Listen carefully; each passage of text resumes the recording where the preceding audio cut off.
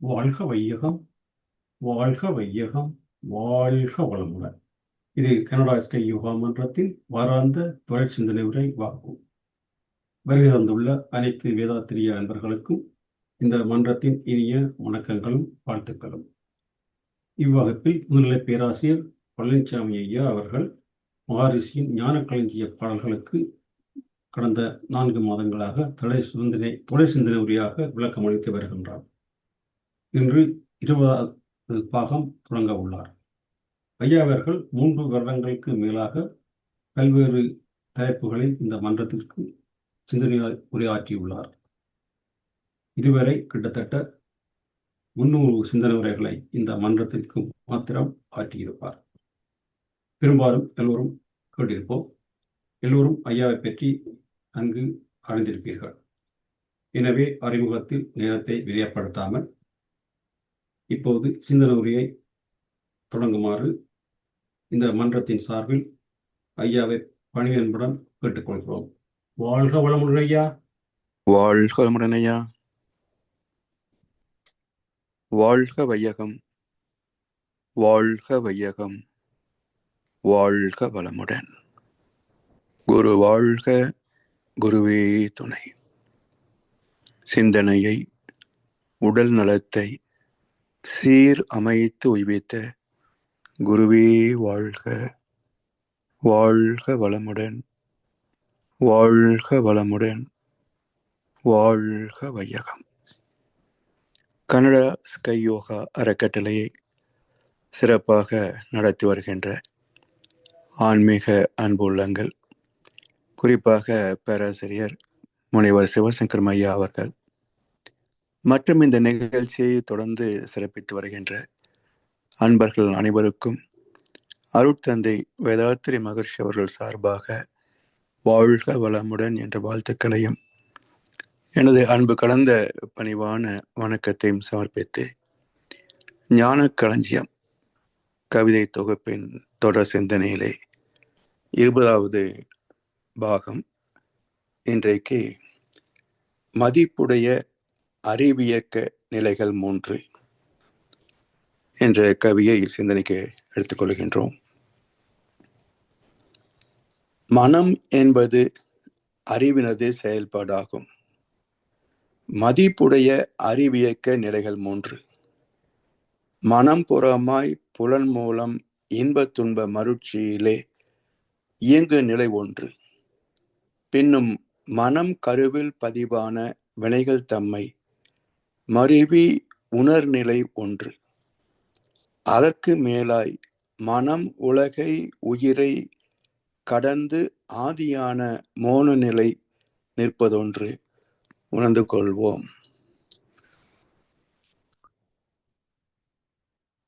மகர்ஷி அவர்கள் இந்த மனதின் பல்வேறு படித்தளங்கள், அதை முக்கியமாக 3 நிலைகளில் பிரிப்பார்கள்.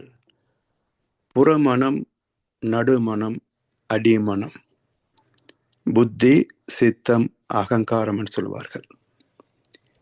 மனம் என்பது அறிவினது செயல்பாடாகும். மனம் எப்படி அறிவின் செயல்படாகிறது? அறிவோ இருப்பு நிலை. அந்த அறிவாக இருப்பே எழுச்சி பெற்ற இயக்கத்திலே இயக்க சீர்மையாக இறைத்துகள் முதல் மனித செயல்பாடுகள் வரைக்கும் அமைந்திருக்கின்றது. இந்த செயல்பாடுகளின் அனுபவங்கள் எல்லாமே இந்த அறிவின் ஈர்ப்பு தன்மை, அவற்றை ஈர்த்து சுருக்கி இருப்பாக்கி பாதுகாத்து அந்தந்த முதிர்வு நேரத்தில் வெளிப்படுத்தக்கூடிய ஒரு தெய்வீக நீதிமன்றமாக இருப்பதுதான் ஒவ்வொரு மனிதனுக்குள்ளும் அமைந்திருக்கின்ற ஜீவாத்மா என்று சொல்லக்கூடிய ஒரு கருமைய பொக்கிஷம். அவர் தலைமுறைகளின் அனைத்து பதிவுகள் மட்டுமல்ல, 7 தலைமுறைகளுக்கு முன்பு வரைக்கும், இறைநிலை அசைந்தது முதற்கொண்டு இன்றைய நாள் வரைக்கும் அனைத்துமே பதிந்து ஒவ்வொரு மனிதனும் இந்த பிரபஞ்சத்தின் பிரதிநிதியாகவே அமைந்த சிறப்பு. அதனால் மகிழ்ச்சி சொல்வார்கள், அண்டத்தில் கடவுளாய் அழைக்கப்படுபவன் பிண்டத்துள் உயிரென பேசப்படுகிறான். கண்டத்து மேலே கருவில் நிலைத்தவன் அண்டத்தும் பிண்டத்தும் அவனையே காண்கின்றான். அப்ப நமக்குள் இல்லாத ஒன்றை நாம் உணர முடியாது. அப்படி மனம் ஒடுங்கி புலன் அடங்கி உணர்ந்த நிலையே ஆத்ம தரிசனமாக பேசப்படுகிறது. இப்படி ஜீவாத்மாவாக அமைந்ததிலே உள்ள பதிவுகள் சஞ்சிதம், பிராரப்தம். அதாவது பிறப்பதற்கு முன் உள்ள முன்வினை, 3 வயதுக்கு சுயமாக செய்த தன்வினை. இந்த 2 அடுக்குகளின் வினை தொகுப்பு தான் ஆத்மா சொல்லுகின்றோம். அப்போ அறிவே தன்னுடைய பரிணாம வரலாற்றில் பெற்ற அனைத்து அனுபவங்களையும் ஒவ்வொரு மனிதனுக்கும் வைத்திருக்கிறது இல்லையா? இதை இந்த இருப்பை எடுத்து வெளியே காட்டுகின்ற போது அதை மனம் என்று சொல்கின்றோம். அதனால் மனம் என்பது அறிவினது செயல்பாடாகும். மனம் இருப்பாக இருக்கிறது, அறிவு இருப்பாக இருக்கிறது. அந்த அறிவிலே பதியப்பட்டது பிரதிபலித்து இயக்கமாக செயலாக மாற்றம் பெறுகிறது. அதாவது இப்போ நாம் செயற்கை கருவிகள் பல பயன்படுத்துகின்றோம். பதிவதற்கு என்ன சொல்லுவாங்க, ஆதி காலத்துல ரெக்கார்ட் பிளேயர், பிறகு கேசட்ஸ், பிறகு சிடி, விசிடி, பிறகு ஃப்ளாப்பி, பென்ட்ரைவு. அதுல இப்போ ஒரு விரல் அளவுக்கு உள்ள பென்ட்ரைவ், விரல் நுனி அளவுக்கு இருக்கக்கூடிய பென்ட்ரைவ்ல 64 GB 128 GB செய்திகளை சேகரிக்கக்கூடிய அளவுக்கு, இருப்பு வைக்கக்கூடிய அளவுக்கு சக்தி வாய்ந்ததாக இருக்கிறது. நாம் கண்கூடாக பார்க்கிறோம். அதிலே உள்ளது காந்தலைகள் தான். நாம் தருகின்ற பதிவுகளை உள்வாங்கி வைக்கிறது. அவற்றை நாம் ரீகால் செய்கின்ற போது பிரதிபலித்து காட்டுகிறது. அப்ப உள்ளே இருக்கின்ற ஈர்ப்பு என்பது செயல்படுவதில்லை, உள்ளே பதியப்பட்டது வெளியே வருகிறது. அதுபோல அறிவு என்ற ஈர்ப்பு ஆற்றல், அதிலே பதிந்த அனுபவங்கள் பிரதிபலிக்கின்ற போது அதே பதிவுகளை வெளிப்படுத்துகின்ற போது நுண் அலைகளாக வெளிப்பட்டு மூளையிலே எண்ணமாக விரிக்கப்பட்டு மூளையின் கட்டளையோடு புலன்கள் செயல்படுகின்றன. அதனால் மனம் என்பது அறிவினது செயல்பாடாகும், இருப்பின் இயக்க நிலையாகும். மதிப்புடைய அறிவியக்க நிலைகள் 3. அப்படி மதிப்புக்கு உரியது என்றால் ஒவ்வொரு பொருள், ஒவ்வொரு மனிதர் மதிப்புக்குரியவர்கள் தான். எது அனைத்தையும் விட மதிப்புக்குரியது, அதை விட அதிசய பொருள் வேறு ஒன்றும் இல்லை என்றால் இவை அனைத்தையும் மூலப்பொருளாக இருந்து உருவாக்கி காத்து முடித்து வைக்கின்ற பேராதார பெருவெளி. இதை மதிப்புடைய அறிவு இயக்க நிலைகள் 3. அந்த அறிவு அறிவாகவே இருந்திருந்தால் என்ன மதிப்பு? சுத்த வெளியில் இருக்கின்ற அறிவு என்ற தன்மை அப்படியே இருப்பாக இருந்திருந்தால் என்ன சிறப்பு? அந்த அறிவு எழுச்சி பெற்று ஆற்றலாகி உலகமாகி உயிர்களாகி மனிதனாக வந்ததினால் தானே, மனிதன் மூலமாகத்தானே இறைவனுக்கு பெருமை, சிறப்பு, பூசனை, வழிபாடு எல்லாமே. ராமகிருஷ்ணர் சொல்லுவார், இப்ப 2 அறைகள் இருக்கின்றன. குளிர்காலம், இளம் வெயில் அடிக்கிறது. அந்த குளிருக்கும் அந்த வெயில் எவ்வளவு சுகமா இருக்கும். அப்ப இந்த 2 அறைகளிலேயும் ஒரே சூரிய வெளிச்சம் சமமாகத்தான் விழுகிறது. ஒரு அறையில யாரும் இல்லை. ஒரு அறையிலே ஒரு மனிதன் இருக்கிறான். இந்த குளிருக்கு எவ்வளவு சுகமான இதமான இளம் வெயில் என்று அந்த வெயிலை பாராட்டுவது யார்? மனிதன் தானே. எனவே ஒரே மாதிரியான தன்மை வெளிப்படுத்தினாலும் கூட அந்த சிறப்பு மதிப்பு யார் அளிக்கிறார்கள்? உணர்ந்து வெளிப்படுத்தக்கூடிய மதிக்கக்கூடிய ஜீவனாக மனிதன் வந்ததனால்தான் இறைவனுக்கே பெருமை. 5 வரைக்கும் எந்த விலங்கு கடவுளை பற்றி தேடுகிறது, பேசுகிறது, வணங்குகிறது? அப்போ இறைவனுக்கே மனிதன் வந்ததனால்தான் பெருமை.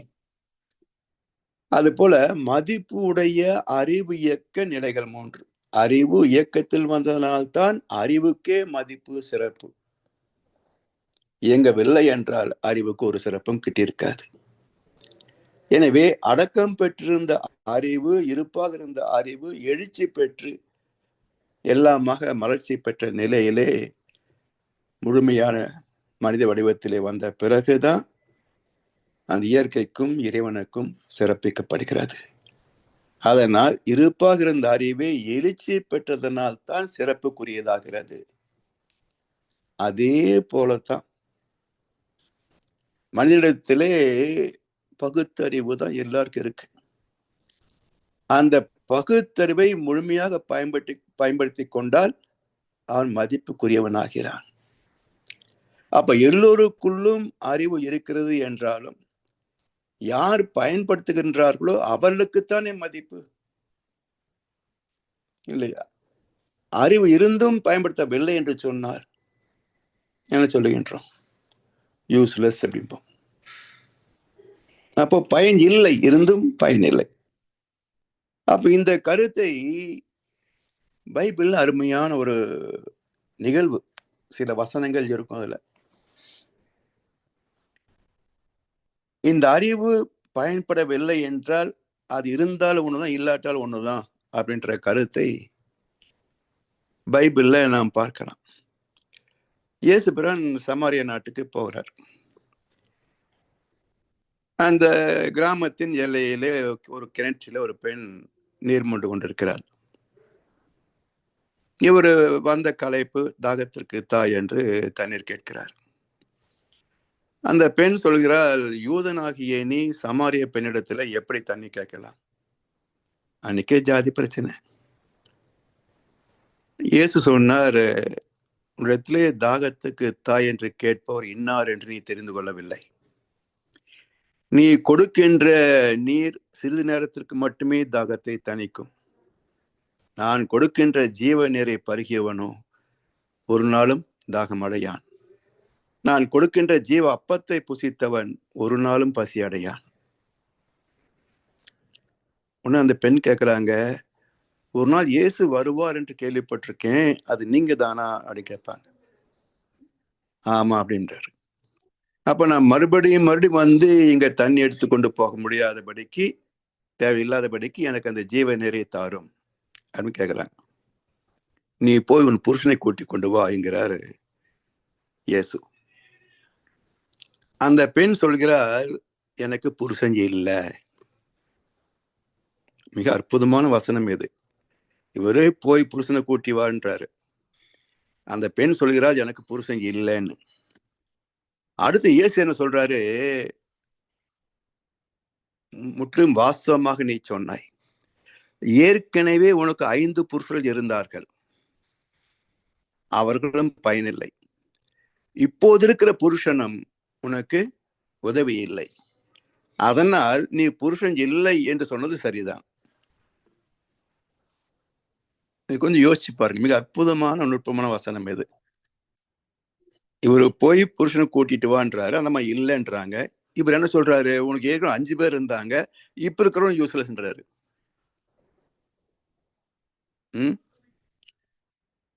இதோட அந்த இடம் முடியுது. அடுத்த வருஷம் இருந்து என்ன எழுதிப்பாரு, அந்த பெண் குளத்தில் நான் சாத்தினாங்க எழுதியிருப்பாங்க, இல்லையா? என்ன கருத்து என்றால், ஞானம் பெறுவதற்கு அறிவுதான் ஆதாரம். அறிவை அறிவதுதானே ஞானம். அறிவை அறிந்த தெளிவே ஞானம். அப்ப அறிவு இல்லாமல், அறிவை பயன் கொள்ளாமல் ஞானம் பெறுவது எப்படி? அதனால் அறிவை பயன்படுத்தக்கூடிய அந்த தகுதி சிறப்பு உள்ளவர்களுக்குத்தான் ஆன்மீகமே செல்லுபடியாகும், பயனாகும். அதனால் அவர் அறிவை பயன்படுத்துன்னு சொல்றார். இந்த பெண் எனக்கு அதெல்லாம் தெரியாது, ஏதோ நாங்க பாட்டுக்கு நினைச்சா போவோம் வருவோம், காசு கொடுத்தா ஓட்டு போட்டுருவோம், இப்படி ஏதாவது செய்வோமே தவிர நாங்க எதுவும் யோசிச்சு பார்த்தது கிடையாது. அறிவு இல்லை என்றால், புருஷன் இல்லை என்றால் அந்த பெண் என்ன சொல்றாரு?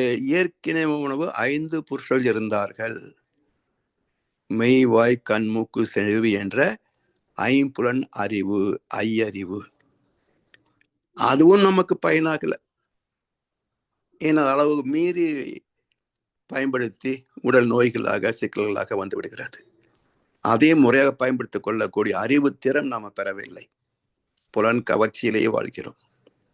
அப்ப 5 அறிவு இருந்தது, அது பயனில்லை. இப்போது இருக்கின்ற பகுத்தறிவு எதையும் பயன் கொள்ளவில்லை. அப்படி பயனில்லாத ஒரு பொருள் இருந்தா என்ன, இல்லாட்டி என்ன? இப்போ வீட்டுல கணவன் இருக்கிறார், வேலைக்கு போறதில்ல, வீட்டையும் கவனிக்கிறது இல்லை, என்ன சொல்லுவீங்க? இது இருந்தா ஒண்ணு, இல்லாட்டி ஒண்ணு சொல்றோம் இல்லையா? அப்ப பயனற்ற பொருள், பயன் தராத பொருள் இருந்தா என்ன, இல்லாட்டி போன என்ன? அதைத்தான் இயேசு சொன்னார். ஏற்கனவே 5 பேர் இருந்தாங்க, அதுவும் பிரயோஜனம் இல்லை. இப்ப இருக்கிற பகுத்தறிவு இதுவும் பயன்படுத்தி கொள்ளவில்லை. அது மாதிரி இங்கே அறிவை பயன் கொள்ளவில்லை என்றால் அறிவுக்கே சிறப்பு கிடையாது. இருக்கு, ஆனா பயன்படுத்தல. அப்ப எல்லோரும் மனித உடலிலே பகுத்தறிவோடு தான் பிறக்கிறோம். யார் அதை முழுமையாக பயன் கொள்கிறார்களோ அவர்கள் உச்சம் தொடுகிறார்கள். யார் அதை பயன் கொள்வது இல்லையோ வெறுமனே உண்டு உறங்கி தின்று திரிந்து 5 ஜடம் போல் வாழ்கிறார்கள். 5 விலங்கினங்கள் போல் வாழ்கிறார்கள். மனிதன் என்ற சிறப்புக்கு பொருத்தமே இல்லை. அதைத்தான் மதிப்புடைய அறிவியக்க நிலைகள் 3. சரி, மனம் புறமாய் புலன் மூலம் இன்பத் துன்ப மருட்சியில இயங்கு நிலை 1. முதல் நிலை என்ன? மனம் புறமாய், புறமனமாக, புலன் மூலம், 5 புலன்கள் மூலம் இன்பம் அல்லது துன்பம், இந்த மயக்கத்திலே இயங்கு நிலை 1. அப்ப புற மனம் என்பது புலன் அளவிலே செயல்படக்கூடிய அறிவு, பதிவுகளோடு சுமந்த அறிவு, மனமாகிய அறிவு. அப்ப புலன் அளவிலே செயல்படுகின்ற போது வெந்ததை தின்னு விதி முடிஞ்சா போவது, அதுக்கு மேல் சிந்திக்க முடிவது இல்லை.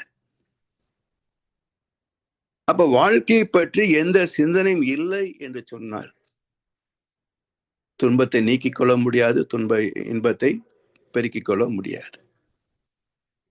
அதனால் இது புலன்வயப்பட்ட வாழ்க்கை. இதுக்கு மனித பிறப்பு என்பது அவசியம் இல்லாதது. ஏன்னா 5 புலன்கள் தானே தூக்கிறோம். அது 5 விலங்கு பறவைகள் இருக்கு இல்லையா? இன்னும் சொல்லப்போனா அது சுகமானது. நாம சந்திக்கின்ற இத்தனை பிரச்சனைகள் விலங்குகளுக்கோ பறவைகளுக்கோ உண்டா? இல்லையே. அப்ப 5 வாழ்க்கை மனிதனாக இருப்பதை விட 5 ஜீவனாக இருந்து விட்டால் இவ்வளவு பிரச்சனை கிடையாது. வளர்ந்த குஞ்சுகள் பிரிந்த போதிலும் வருந்தவில்லையே தாயடா. அங்க பந்தம் பாசமெல்லாம் இருந்தாலும் விலகுதல் என்பதும் ஒரு வாழ்க்கையின் அங்கமாக ஏற்றுக்கொண்டு விட்டன. மனித ஜாதியில் துயரம் யாவுமே மனதினால் வந்த நோயடா. பந்தம், பற்று, பாசம், கடும் பற்று எல்லாம் இங்கத்தானே வச்சிருக்கிறோம், வேற ஜீவன்களில் இல்லையே. அதனால் 5 போல் வாழ்வது என்று சொன்னால் விலங்கு பறவைகளே போதும், மனிதனும் தேவையே கிடையாது. அவசியம் இல்லாம ஐந்தறிவினால் துன்பங்களை பெருக்கிக் கொள்கிறார்கள். அதைத்தான் ஒரு அற்புதமான ஒரு கருத்து சொல்வார்கள். 5 புலன்கள் மூலம் இன்பம் துய்ப்பதையே வாழ்க்கையின் நோக்கம் என்று கருதி 5 புலன்கள் மூலமாக இன்பங்களை துய்ப்பதே வாழ்க்கையின் குறிக்கோள் என்று நம்பி அந்த 5 சுகங்களை பெறுவதற்காக கற்றுக்கொள்கின்ற வித்தையும் வளர்த்துக் கொள்கின்ற அறிவும் செய்கின்ற செயல்களும் ஆத்ம லாபத்திற்கு பயனாவது இல்லை. ஆத்ம லாபத்திற்கு பயனாவது இல்லை. அப்போ இன்றைக்கு மட்டுமில்ல, காலங்காலமாக சரித்திரத்தை புரட்டி பார்த்தோம் என்று சொன்னார், எத்தனை பேர் ஒரு சுகமான வாழ்க்கை மட்டுமே துய்த்தார்கள் என்றால் பொருளும் இல்லை, பதவியும் இல்லை, குடும்பமும் இல்லை. சில பேருக்கு நிம்மதியா வாழ்ந்து போனாங்க ஞானிகள், சித்தர் பெருமக்கள், குடும்பத்தோட இருந்தாங்க. அப்ப இதே கருத்தை கண்ணதாசன் அழகா சொல்லுவார். தனியா இருந்த மனிதன் மனதில் துயரம் ஏதும் இல்லை, குடும்பம், மனைவி, அண்ணன், தம்பி, கூட்டம் சிறிதும் இல்லை. ஆசை பாசம் காதலில் விழுந்தான், அமைதியை காணவில்லை. அலைந்தான், தவித்தான், துடித்தான், மடிந்தான், யாருக்கும் லாபம் இல்லை.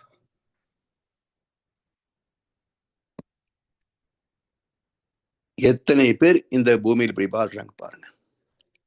அவருக்காவது பயன் உண்டா அந்த வாழ்க்கையில? இல்ல குடும்பத்திற்கு, சமுதாயத்திற்கு ஏதாவது பயன் உண்டா? வெறும் சோத்துக்கு செலவு, பூமிக்கு பாரம். இப்படி வாழ்கின்ற ஜீவன் எத்தனை பேர்? இதுல என்ன சிறப்பு? இதுல அதனால்தான் ராமகிருஷ்ணன் சொல்றாரு, பிறர்க்கரிய மானிட பிறப்பு பெற்றவன் இப்பிறப்பிலே ஈஸ்வர பிரேமையை அறியாது போனால் அவன் வீணே பிறந்தவனாகிறான். வீணே பிறந்தவன். ஒத்தது அறிவான் உயிர் வாழ்வான், மற்ற செத்தாருள் வைக்கப்படும். இவனுக்கும் செத்த போனத்துக்கும் வித்தியாசமே கிடையாது. இது நலமாடும் பிணம், அவ்வளவுதான். எனவே ஒத்தது அறிவான், ஏன் பிறந்தோம், நான் யார், இப்படி கேள்வி கேட்டு தெளிவு பெற்று அனுபவப்படுகின்ற அற்புதமான பிறப்பு அல்லவா மனித பிறப்பு. அந்த உச்சத்தை தொடவில்லை, அந்த சிறப்பை பெறவில்லை என்று சொன்னால் இந்த பிறப்பே வெறும் நடைப்பினம். ஒத்தது அறிவான் உயிர் வாழ்வான். தர்மத்தை அறிந்தவன், அறத்தை அறிந்தவனே வாழ்ந்தவன் என்று மதிக்கப்படும், கருதப்படும். மற்றையான் செத்தாருள் வைக்கப்படும். பிணம் அல்ல, பிணம் போல் நடைப்பிணமாக வாழ்பவர்கள். எனவே புறமனமாய் புலன் மூலம் இன்பத்துன்ப மருட்சியிலே இயங்கு நிலை ஒன்று. இது மிக சாதாரணமான அறிவை பயன்படுத்தாத நிலை புறமனம்.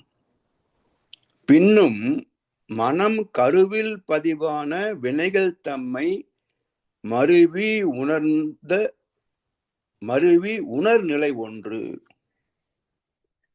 மறுவுதல் என்றால் அதனோடு கலப்பது என்ற அர்த்தம், அதனோடு தொடர்பு கொள்வதுன்னு அர்த்தம். மனம் கருவில் பதிவான வினைகள் தம்மை, நம்முடைய ஜீவாத்மாவிலே பதிந்த பதிவுகள், சஞ்சிதம், பிராரப்தம், இவற்றெல்லாம் ஆராய்ந்து பார்க்க வேண்டும்.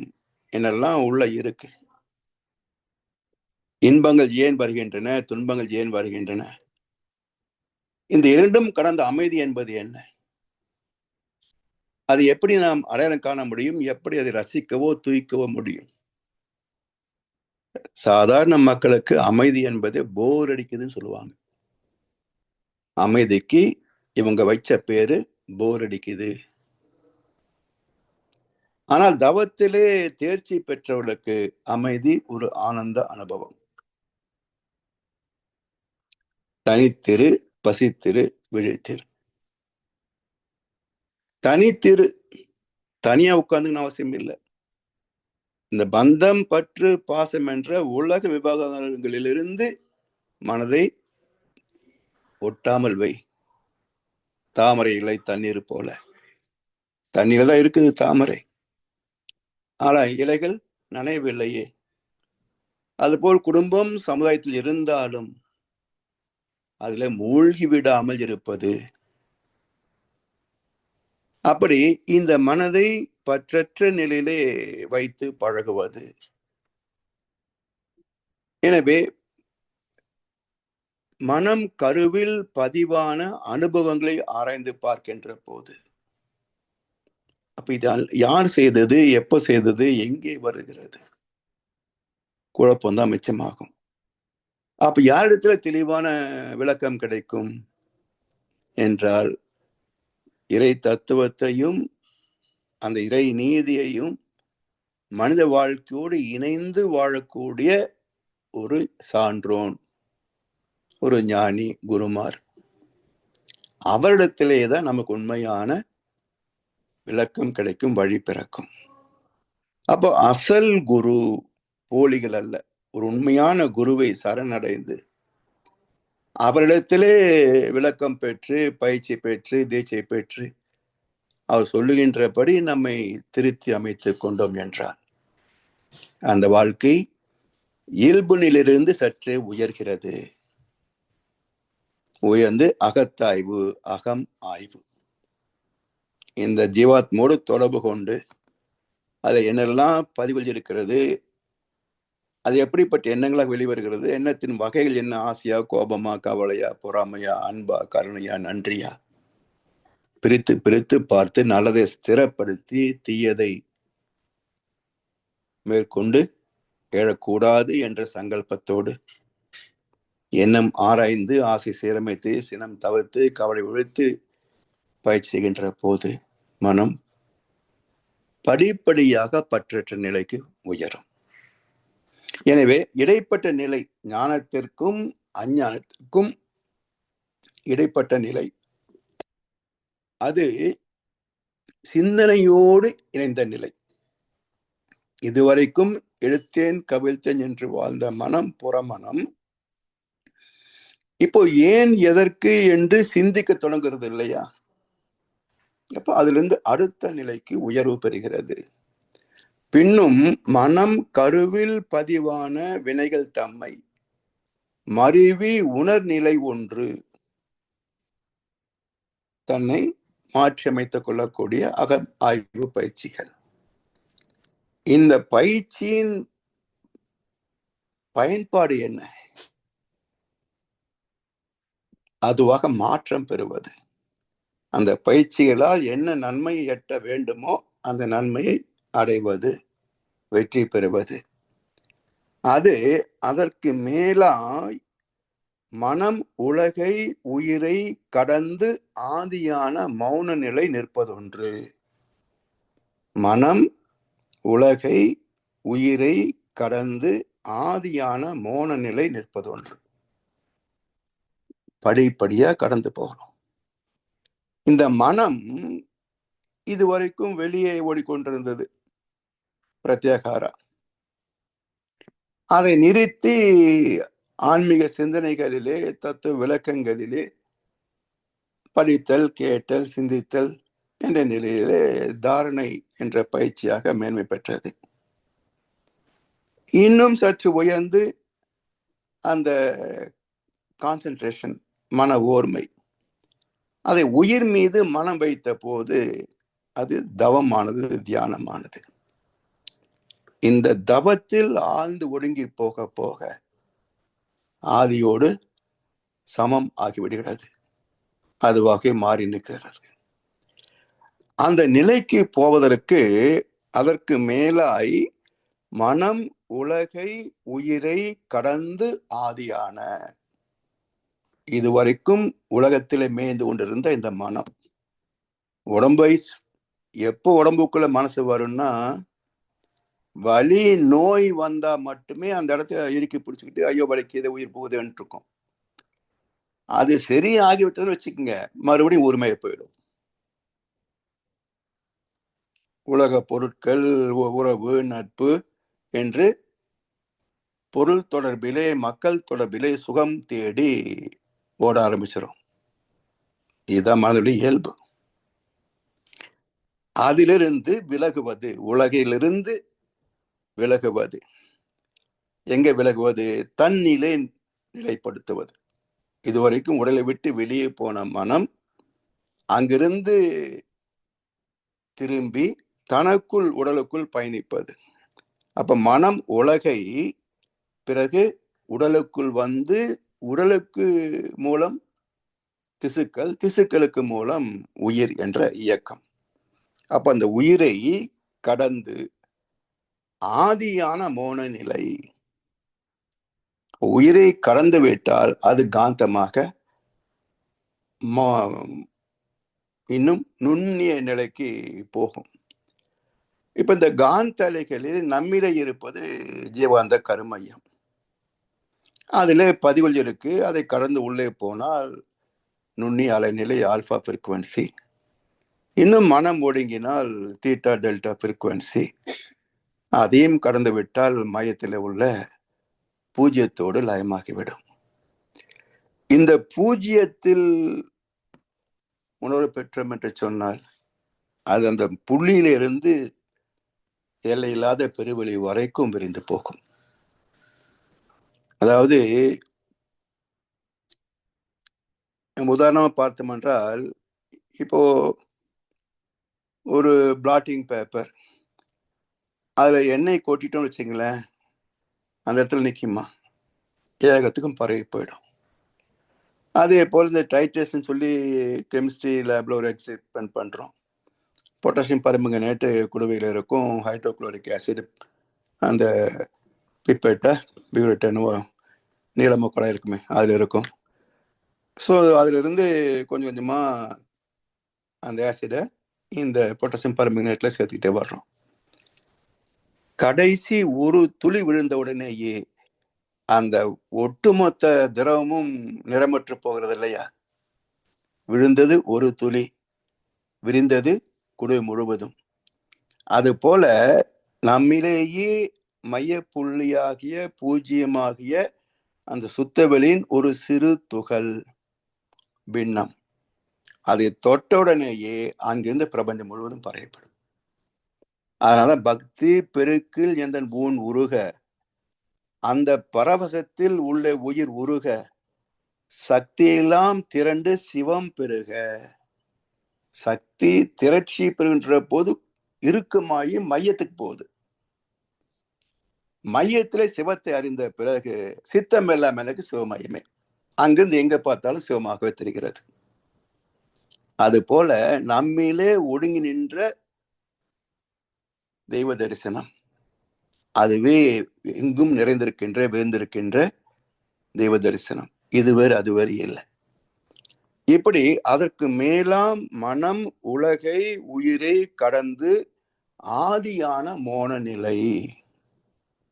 மௌன நிலை, அதுக்கு பேச்சு உண்டா, உருவம் உண்டா, வடிவம் உண்டா, உணர்ச்சிகள் உண்டா? ஒண்ணுமே கிடையாது. விதைக்குள் உறங்கியிருக்கின்ற விருட்சத்தை போல. விதை பார்த்தா ஒண்ணும் இல்லை, ஆனால் அதை மண்ணில் விதைத்து விட்டால் காலத்தால் மண்ணிலே காற்றிலே உள்ள சக்தியெல்லாம் எடுத்துக்கொண்டு விருட்சமாகவே வளர்ந்து போகிறது. அப்போ இத்தனை பெரிய மரம் இத்தனை சிறிய விதைக்குள் எப்படி குடிகொண்டது இல்லையா? இவ்வளவு பெரிய மரம், மிகச்சிறிய விதை, அதற்குள் எப்படி குடிகொண்டது? அது போலத்தான் சுத்தவெளி.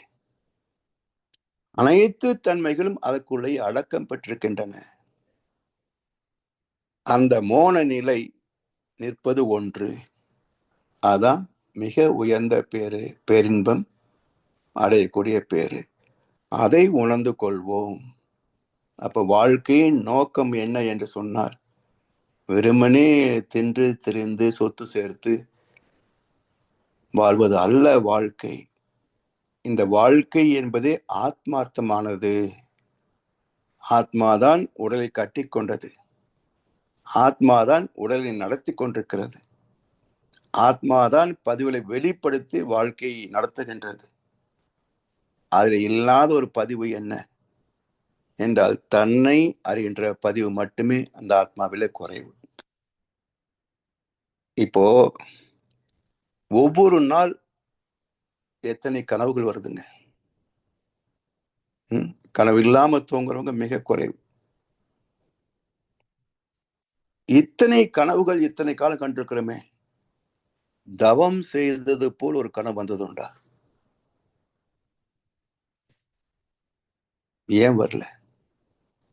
அப்ப எல்லா பதிவுகளும் சஞ்சிதம், பிராரப்தம் எல்லா பதிவுகளிலேயும் உடல் சார்ந்த செயல்களை செய்துதான் பதிவு இருக்கே தவிர, தவம் செய்த பதிவு இங்க குறைவு தானே. அது எங்கேயோ மூலையில் ஒடுங்கி கிடக்குமோ என்னவோ. அது வெளிப்பட்டால் ஞானம், வெளிப்படலைன்னு சொன்னா புதிய அனுபவம். இப்போது நாம் எடுத்த முயற்சி, செய்கின்ற தவம் என்பது புதிய அனுபவம். இது பெருகி முதிர்ச்சி பெற்று ஞானம் பெறுவதற்கு ஒரு கால அவகாசம் வேண்டும். அது இன்று வருமோ, நாளை வருமோ, மற்றென்றுதான் வருமோ அறியேன். துஞ்சு மலர்கோவை வெளிக்குள் வெளிக்கடந்து சும்மா இருக்கும் சுகம் என்று வள்ளல் பெருமான் சொல்வார் அவர் பாட்டுல. அது போல என்னைக்கு வருமோ தெரியாது. அது வரைக்கும் நம்முடைய கடமை கர்மயோகமாக வாழ்வதுதான். ஐயா, அடுத்த கவி.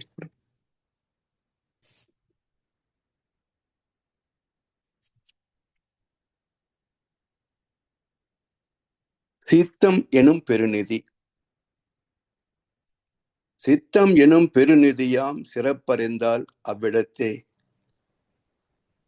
சத்தம், ஒளி, சுவை, மனங்கள், தரம், தோற்றம் இவை காணும்.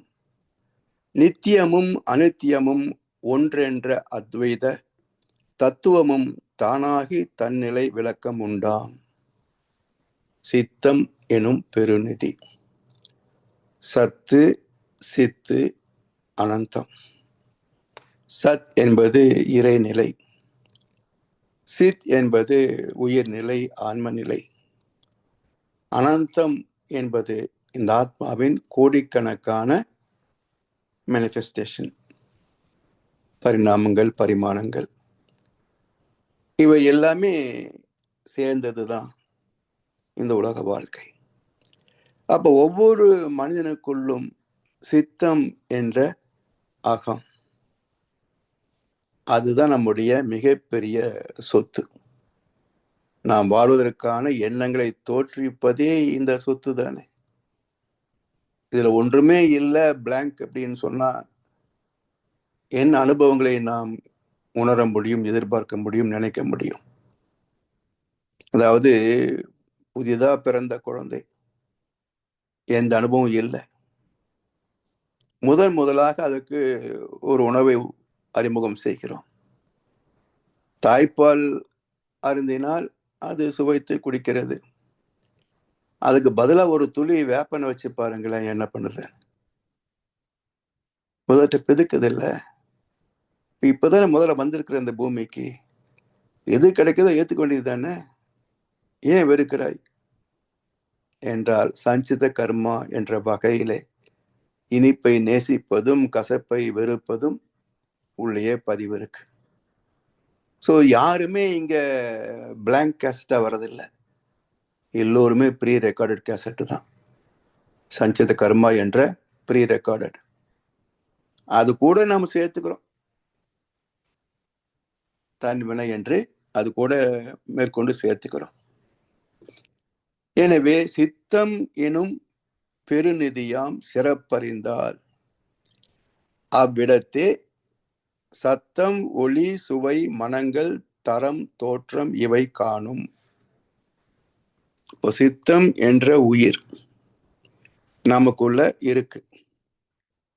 தெளிவாக தெரிந்தாலே சித்தாந்தம், அது தெரியாமல் போனாலே வேதாந்தம். எப்படி? உயிர் இருக்கு, அந்த உயிரின் இயக்கத்தை அறிவை கொண்டு உணர்கிறோம். செயல்பாடுகளிலே அந்த உயிர் சக்தி தான் என்பதை அனுமானத்தில் ஏற்றுக்கொண்டிருக்கிறோம். இந்த உயிருக்கு உட்பொருள் காந்தம் என்பது எத்தனை பேருக்கு தெரியும்? உயிர் என்பது காந்த அலைகளின் தொகுப்பு என்பது எத்தனை பேருக்கு தெரியும்? அப்ப தெரியாமல் போனாலே வேதாந்தம்.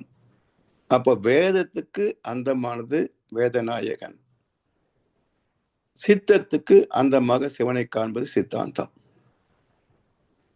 அதனால் மறை பொருளாக இருக்கின்ற இறை துகள் அல்லது காந்த துகள் அது வேதம்.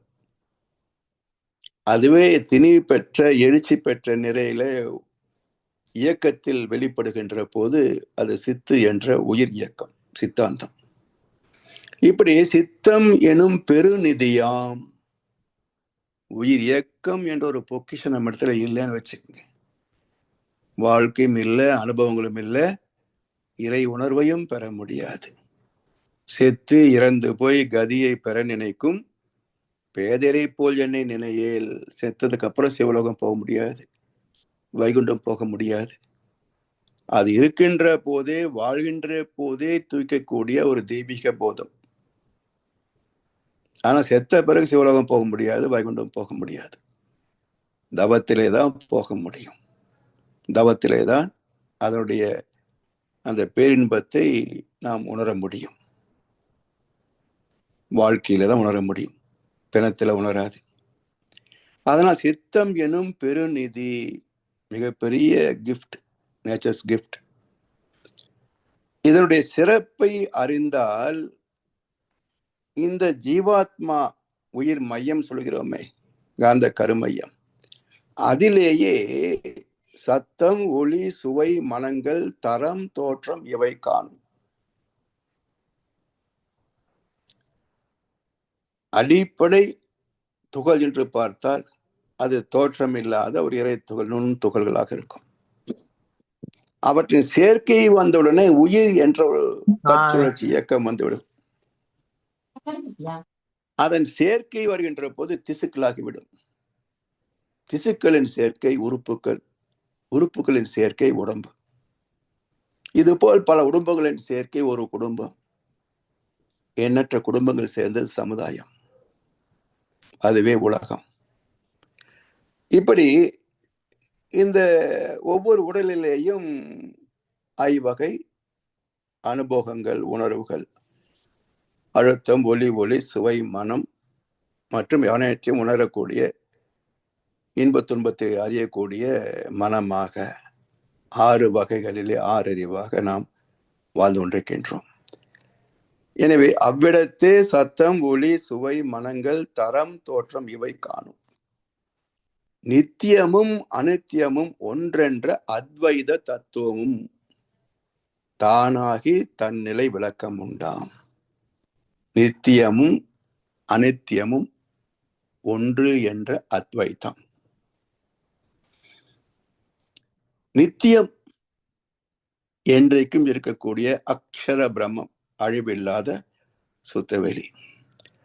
அனித்தியம் மாறிக்கொண்டே இருப்பது. நிலையில்லாதது என்று சொன்னால் ஒரு நாளைக்கு இறந்து போகிறோம் என்பது மட்டுமல்ல, ஒவ்வொரு சனமும் உடலிலே தரம் மாறிக்கொண்டிருக்கிறது. முதுமை நோக்கி தள்ளப்படுகிறோம், இறப்பை நோக்கி பயணிக்கின்றோம். மனிதன் மட்டுமல்ல, வெளிப்பட்ட விண்ணிலிருந்து மனிதன் வரைக்கும் இயக்கம் என்றாலே முடிவை நோக்கிய பயணம்தான். இயக்கம் என்றாலே முடிவை நோக்கிய பயணம். பிறப்பு என்றால் இறப்பை நோக்கிய பயணம்தான். இல்ல ஹாப்பி பர்த்டே கிடையாதுங்க, பிளாக் பர்த்டே தான். ஏன்னா ஆண்டொன்று போனால் வயதொன்று போகும், வயதொன்று போனால் மரணத்தை நோக்கி நெருங்குகிறோம். மரணத்தை நெருங்குகின்ற போது எப்படி ஹாப்பி பர்த்டே இல்லையா? அதனால பொய்யான சில பேருக்கு புது நாகரீகம், புரியாத பல பேருக்கு இது நாகரீகம், முறையாக வாழ்வோருக்கு எது நாகரீகம்? இதெல்லாம் தேவையில்லாத பர்த்டே, வெட்டிங் டே. இதுல என்ன இருக்கு? நாள் போனா, மாசம் போனா, வருஷம் போனா கவுண்டிங் போயிட்டு தான் இருக்கும். அதுல சிறப்பு இல்லை. பிறந்ததன் பக்குவம், நோக்கத்தை நோக்கி வெற்றி பெற்றிருக்கிறோமா? எவ்வளவு நகர்ந்திருக்கிறோம்? போன பர்த்டேவுக்கும் இந்த பர்த்டேவுக்கும் என்ன வித்தியாசம்? அன்பு, கருணை, சாந்தம், நன்றி இதுல மேன்மைப்பட்டிருக்கிறோமா? கோபம், கவலை, பொறாமை, வெறுப்பு இதுல குறைந்திருக்கிறோமா? இந்த பேலன்ஸ் ஷீட் தானே டெவலப்மெண்ட், இல்லையா? இந்த பேலன்ஸ் ஷீட் தான் டெவலப்மெண்ட். வெறும் வயசை கொண்டாடிட்டு போன வாழ்க்கையின் அர்த்தம் என்ன?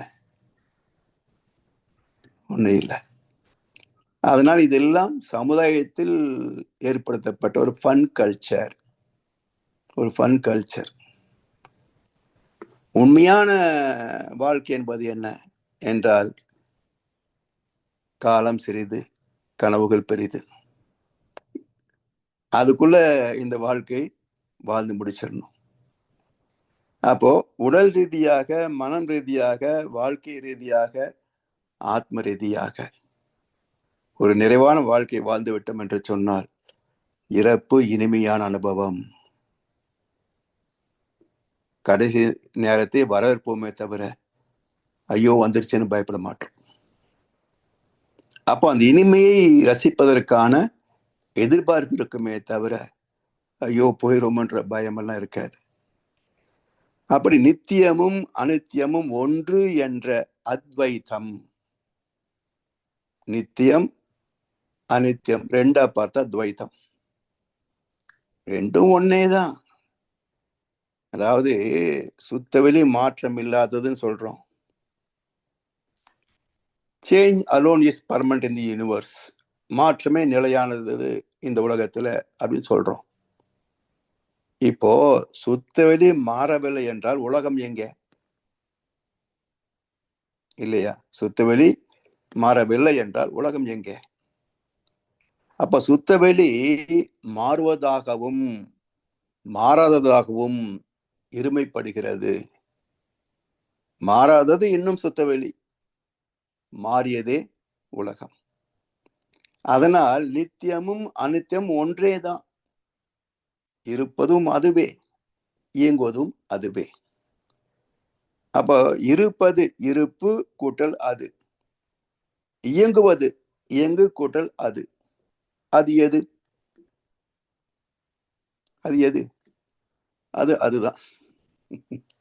அதுதான். அதுதான் மௌனம் நிலை, இயக்கமற்ற நிலை, உருவமற்ற நிலை, அனைத்திற்கும் மூலமான நிலை. அப்படி நித்தியமும் அனித்தியமும் ஒன்றென்ற அத்வைத தத்துவமும் தானாகி தன்னிலை விளக்கம் உண்டாம். இந்த அத்வைதம் ஏற்கனவே இந்த துவைத்தம். இந்த அத்வைத தத்துவமும் தானாகி தன்னிலை விளக்கம் உண்டாம். இப்ப நாம மாறக்கூடியதா நிலைத்ததா என்றால், எப்படி சுத்தவெளி நிலைத்திருக்கிறது, அதுவே மாற்றம் பெற்று உலகமாக இருக்கிறது, அதே போல இந்த உடம்பு அழியக்கூடியது.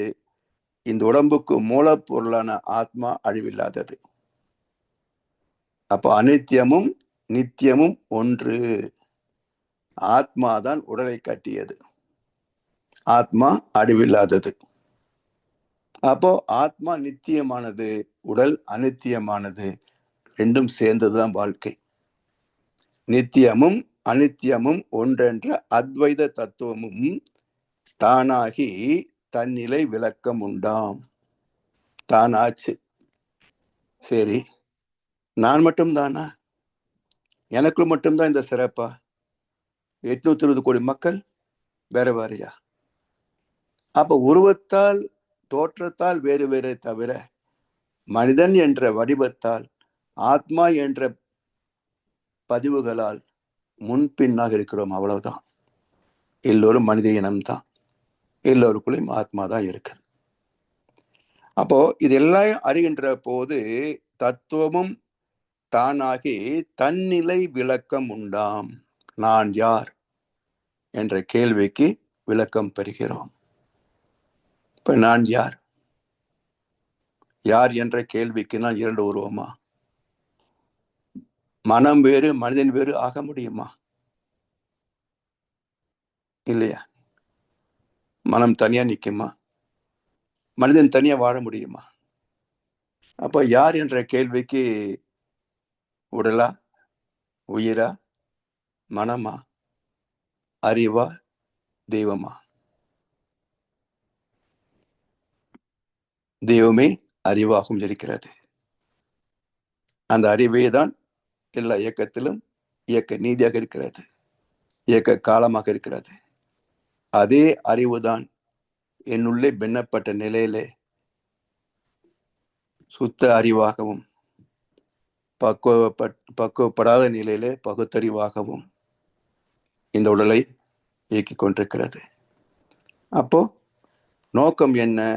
இந்த சிறைப்பட்ட இந்த ஆத்மா விடுதலை பெறுவதே ஆத்ம விடுதலை.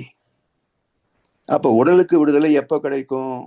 அடிமைத்தனம் நீங்கிவிட்டால் உடம்புக்கு சுதந்திரம். ஆத்மாவுக்கு எப்போ சுதந்திரம்?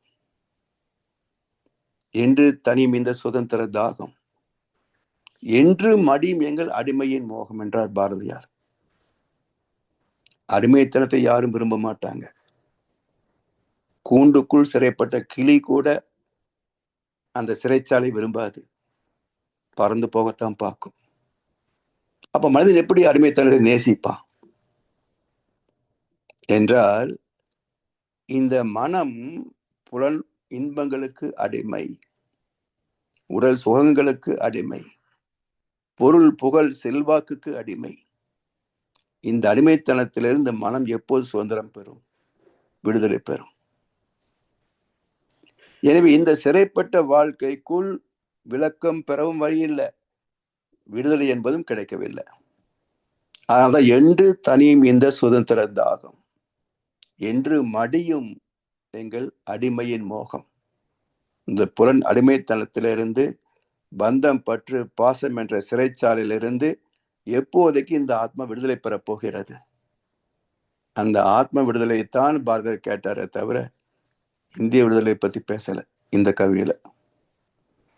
அப்படி தன்னிலை விளக்கம் பெற்றுவிட்டால் இந்த ஆத்மா தன் மூலமாகிய பரமாத்மாவை அறிகின்ற போது அது விடுதலை பெறுகின்றது, எல்லா பந்தங்களும் திறந்து விடுகிறது. யாதெனின் யாதெனின் நீங்கியான் நோதல் அதனின் அதனின் இளன் என்று துன்பமற்ற ஒரு பேரின்ப வாழ்க்கையை துய்க்கிறது உடல் வாழ்கின்ற போதே.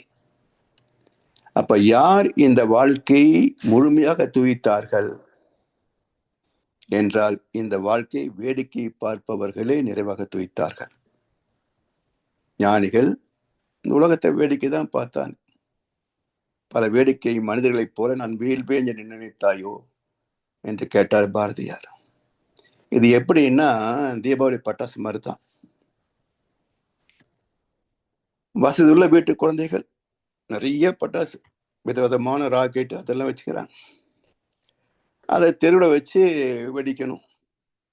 அதை கொளுத்துறதுக்குள்ள அவன் பயந்து பயந்து அந்த வேடிக்கை பார்த்துருக்கோம் இல்லை. ஆனா அந்த கொளுத்திய துளிர் விட்டதிலிருந்து அது முழுவதும் எரிந்து முடிகின்ற வரைக்கும் முழுமையாக பார்ப்பவன் யார் என்று சொன்னால், அந்த ஏழை குடிசையில் உட்காந்துக்கிட்டு காசு வாங்க முடியலேன்னுங்கிறானே, அவன் தான் முழுமையாக ரசிச்சான். இவன் பத்தச்சு ஓடி வந்து பார்க்கறதுக்குள்ள அது முடிஞ்சு போச்சு, எரிஞ்சு. அப்போ நான் பத்த வச்சேன்ற பெருமை மட்டுமே இருக்கே தவிர அதை ரசித்த பெருமை தூரத்திலிருந்து பார்த்தவங்க மட்டும்தான் கிடைச்சது. அதே போல இந்த வாழ்க்கையின் சுகபோகம் யாருக்கு கிடைக்கும் என்று சொன்னால், இந்த வாழ்க்கையை வெறும் பார்வையாளனாக, just an observer, not a participator, இல்லாத மேடை ஒன்றில், எழுதாத நாடகத்தில் எல்லோரும் நடிக்கின்றோம், நாமே எல்லோரும் பார்க்கின்றோம். நாம பார்க்கிறோம் என்பது மட்டும் நின்று விட்டால் நாம் நடிக்கிறோம் என்பது தெரியாது. நாம் நடிக்கிறோம் மட்டும் பார்த்தோம்னா பார்ப்பது தெரியாது. அப்ப துவைத்தம், நடிப்பு வேறு வாழ்க்கை வேறும் பார்த்தா துவைத்தம், வேடிக்கை பார்த்தா அத்வைத்தம். இப்படி தன்னிலை விளக்கம் பெறுகின்ற போது ஆத்ம விடுதலை பெறுகிறோம். அதற்கான மார்க்கம் தான் இந்த உண்மையான ஆன்மீகம். நம்மை புடம் போட்டு நல்ல மனிதனாக ஒரு தரமாற்றம், ஒரு ரசவாதம் செய்யக்கூடிய அற்புதமான ஒரு பயிற்சி தான் உண்மையான ஆன்மீகம். அந்த ரசவாதத்தை நிகழ்த்துகின்ற ஒரு சித்தர் தான் குருவாக நமக்கு வழிகாட்ட முடியும். அப்படிப்பட்ட அற்புதமான குரு வேதத்தை மகர்ஷி கிடைத்ததற்கு நாம் செய்த புண்ணியத்தின் அளவு என்னன்னு சொல்ல முடியாதுங்க. இந்த தத்துவம் மட்டும் நமக்கு கிடைக்கவில்லை என்று சொன்னால் இந்த வாழ்க்கையில எந்த இடத்துல நாம் எப்படி இருப்போமோ தெரியாது. ஒரு சுகமான வாழ்க்கை இருக்கிறோம் என்று சொன்னால் காரணம் இந்த வாழ்க்கை பற்றிய புரிதல், தெளிவு, அதனுடைய அனுபவம்.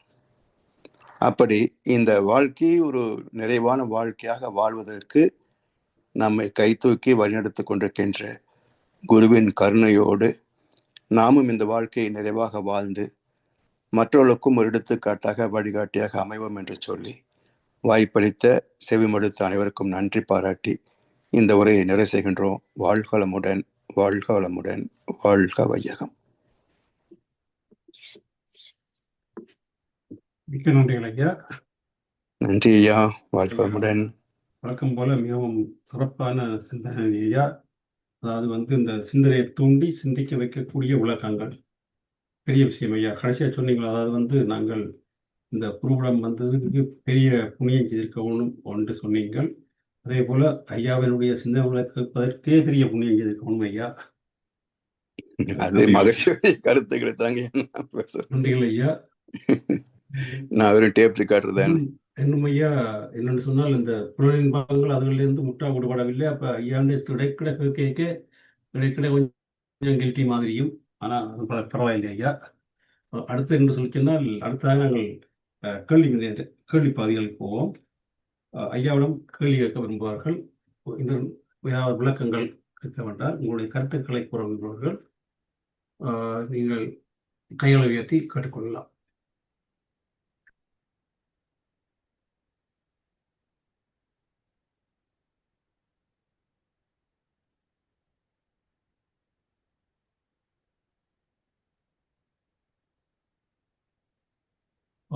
ராதா அம்மா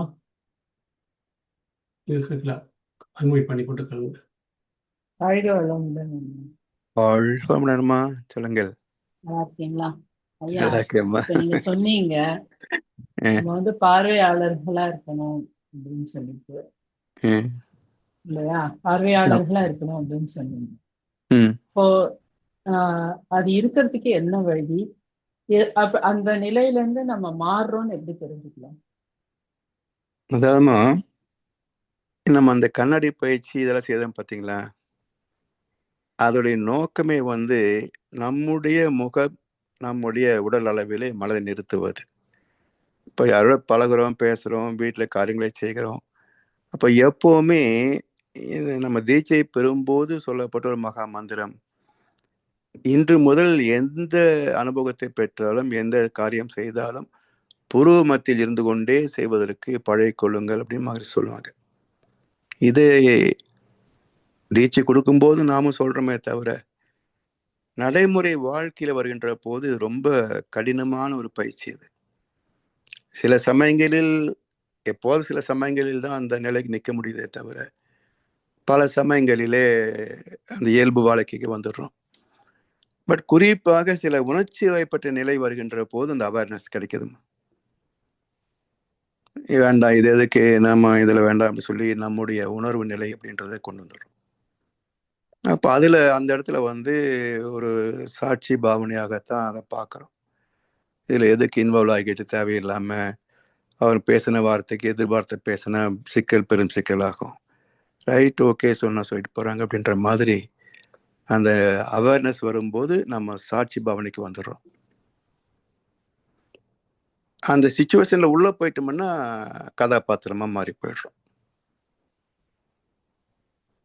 எப்பவுமே அந்த நிலைக்கு வருவதற்கு தான் சகஜ நிஷ்டைன்னு பேரு.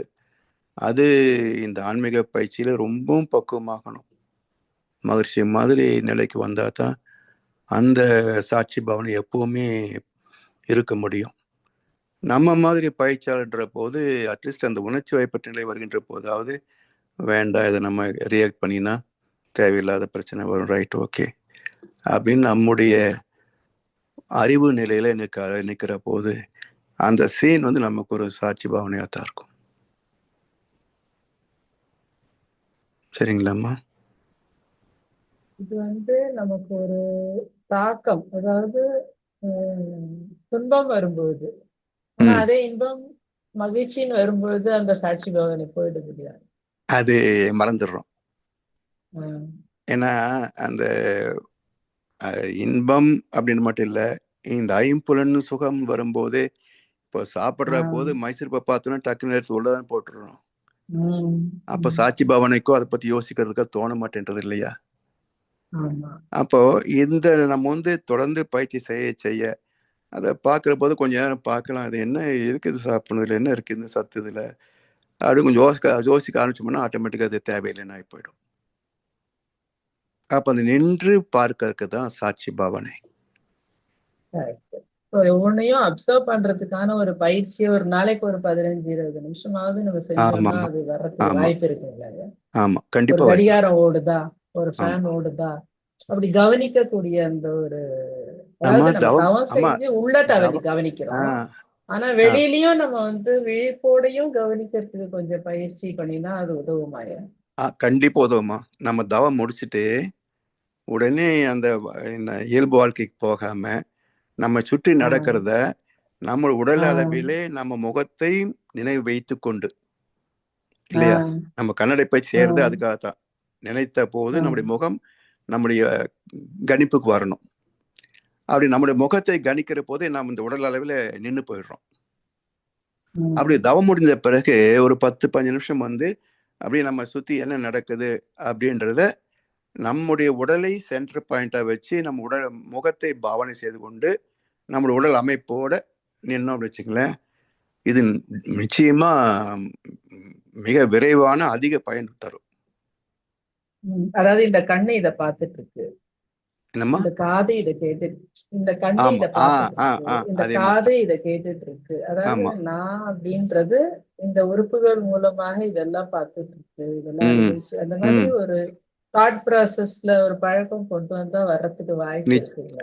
அதுதான்மா, நிச்சயமா அதுதான் வாய்ப்பு, அதான் பயிற்சியும் அதுதான். நம்ம தவம் முடிச்ச உடனே டக்குன்னு எந்திரிச்சு வேலை பார்க்க போயிடுறோம். அப்படி இல்லாம நம்ம சுத்தி என்ன நடக்குது அப்படின்னு அப்படியே நம்மளை ஒரு தேர்ட் பார்ட்டியா வச்சுக்கிட்டு நம்முடைய உடல் நம்முடைய முகத்தை மட்டும் பாவனை வச்சு நம்ம உடலை சென்டர் பண்ணிக்கிட்டு நம்மளை சுத்தி என்ன நடக்குதுன்னு வெறும் பார்வையாளனா பார்த்து பழகினால், டெய்லி பயிற்சி பண்ணினா நிச்சயமாக இந்த மாற்றம் வரும். ஏன்னா கண்ணை மூடினாதான் இந்த ஆக்கினை துரியம்ங்கிறது நமக்கு வருது. கண்ணை திறந்துட்டே ஆக்கினை துரியம் வேலை செய்யறதுலன்னு வர்றது ரொம்ப செய்ய முடியுமா? செய்ய முடியும். கண்ணை திறந்துக்கிட்டு மனசுல வைக்கணும். ஆனா என்னன்னா டக்குன்னு பாக்குற காட்சியில ஓடிடும், மனசு ஓடிடும். அதனால அது ஓடாம இருக்கிறதுக்கும் பிராக்டிஸ் பண்ணலாம். கண்ணை திறந்துட்டே கூட தவம் பண்ணி பிராக்டிஸ் பண்ணலாம். ரெண்டும் ஒண்ணுதான். என்ன அந்த முகபாவனை மட்டும் சேர்த்துக்கணும், அவ்வளவுதான். இது கூடுதல் பயிற்சி தேவைமா. தேவை அதை செய்தாதான் நமக்கு அந்த சாட்சி பாவனை என்பதே பழக்கத்துக்கு வரும். நன்றிம்மா, வாழ்க வளமுடன்.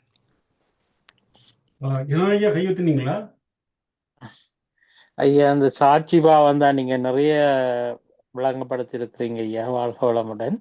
நான் இன்னும் அதுல எனக்கு கொஞ்சம் தெளிவில்லாம இருக்கேன். சில விஷயங்கள்ல இப்ப இந்த வெளியில நாங்க பார்த்துக்கிட்டு சில விஷயங்கள் நடக்குது, அதுல நாங்க சம்பந்தப்படாம இப்ப ஒரு படம் பாக்குற மாதிரியோ ஒரு நாடகம் பாக்குற மாதிரியோ பார்த்துட்டு அதுக்கு நாங்களோட மைண்ட போடாம போயிடலாம். ஆனா சில இதங்கள் வரைக்குள்ள எங்களுடைய அனுபவத்தை வச்சு அதுக்கு ஒரு தீர்வு காண வேண்டி இருக்குது தானே. அப்ப என்னன்றது சாட்சி பாவத்துக்குள்ள அதுல போறது, அதெல்லாம் கொஞ்சம் விளங்க இல்லை. அதாவது நாம் செயல் செய்கின்ற போதே அந்த சாட்சி பாவனை அப்படின்றது இன்னும் இப்ப அம்மா கேட்டதை விட இன்னும் கொஞ்சம் அதிகமான இது.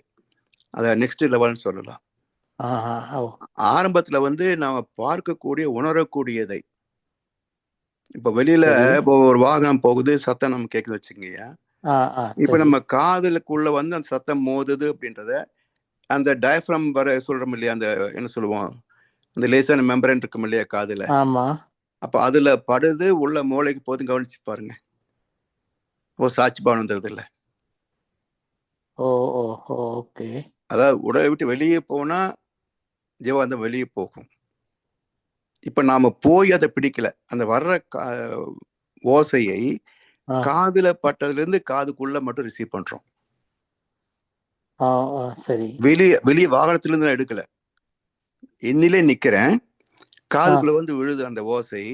அப்ப காதுல இருந்து மூளைக்கு போறது மட்டும் கவனிக்கிறேன். ஓஹோ, ஓகே. இது வெளியிருந்து வரக்கூடியது.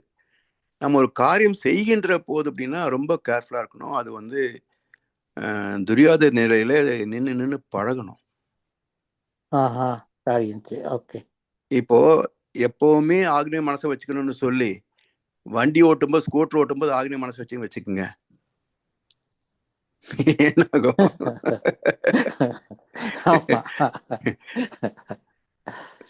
அந்த இடத்துல நம்ம வந்து புலன் வழி செயல்படுகின்ற போது அதுலதான் கான்சென்ட்ரேட் பண்ணி ஆகணும். சரி சரி. அதே வந்து நம்ம ஒரு புக்கு படிக்கிறோம், ஒரு இது சினிமா பாக்குறோம் வச்சுங்களேன், இதை விட நான் சில பயிற்சி என்ன பண்ணுவேன்னா, இங்க இந்த மழை வரக்கூடிய ஒரு மழை வர மாதிரியான வீடியோ இருக்கும் பாருங்க, ரிலாக்ஸேஷன் கேசட்னு சொல்லிட்டு. சரியாமா. நீங்க லேப்டாப்ல அதை போட்டுட்டு மனசை குவிச்சு அந்த காட்சியோட ஒன்று நீங்க வச்சுக்கோங்க. ஆமா ஆமா. அந்த குளிர், அந்த சீனு, மழை பெய்யுது அப்படின்னு காட்சி ஒன்று நீங்க ஒன்றி போனோம்னா அந்த சிலிர்ப்பு நமக்கு தோணும். ஓ சரி. அந்த மழை நனைஞ்சா எப்படி ஒரு சிலிர்ப்பு இருக்கும், அந்த சிலிர்ப்பு தோணும். இது ஒரு சாட்சி பாவனை தானே, நம்ம அதுவாக மாறுகிறோம். உண்மைதானே. இப்ப இந்த சிலவள இந்த போன்லயே அந்த மியூசிக் கண்டிப்பா வந்துட்டுது, பேக்ரவுண்ட் மியூசிக்ல கேட்டுட்டு இருக்க மழை, நீங்க சொல்ற மாதிரி மழை, அந்த தென்றல் வீச எல்லாமே இருக்குது. அப்ப நீங்க சொல்றதுபடி நாங்க அதை கண்ணை மூடிக்கொண்டு இருந்து அதை ஃபீல் பண்ணணும், அது நடக்கிற மாதிரி சுத்த. சரி சரி சரி சரி, விளங்குது விளங்குது விளங்குது. ஆமா ஆமா ஆமா. ஓகே, நன்றி நன்றி. உண்மையில பார்த்தா உண்மையில நம்ம வந்து கற்பனை ரொம்ப நல்லா பண்ணிடுவோம், ஆனா நிகழ்காலத்துல இருக்கிறது தான் ரொம்ப கஷ்டமான விஷயம். இப்போ கண்ணு முன்னாடி ஒரு ஃபேன் ஓடுதுன்னா அதை உங்களால ஒரு நிமிஷத்துக்கு மேல பார்க்க முடியாது, அது தொடர்ச்சியான எண்ணங்கள்லயே மனசு வரும். ஆமா, மனசு நிறுத்துது அவ்வளவு. அதனாலதான் பிரம்ம பிரயத்தனம் பேர் வச்சிருக்காங்க அதுக்கு, இல்லைங்களா? சாதாரண பிரயத்தனம் பத்தாது, இது பிரம்ம பிரயத்தனம், பகீரத பிரயத்தனம்னு சொல்லி வச்சிருக்காங்க.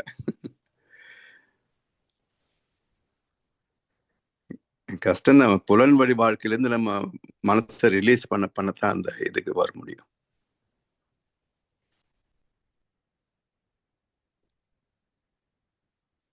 வேறு யாராவது கல்வி கண்ட கட்டுக்குள்ள ஐயாவிடம் அல்லது நாங்கள் நிகழ்ச்சியை நிறைவு செய்வோம். இன்றைய சிந்தனையை மிகவும் சிறப்பாக நிலைப்படுத்தி மாரிசியின் பாடல்களுக்கு சிந்திக்கக்கூடிய விளக்கங்களை அந்த முதுநிலை பேராசிரியர் பழனிசாமி ஐயாவுக்கு அனைவருமாக சேர்ந்து வாழ்த்து கூறுவோம். முதுநிலை பேராசிரியர் பழனிசாமி ஐயா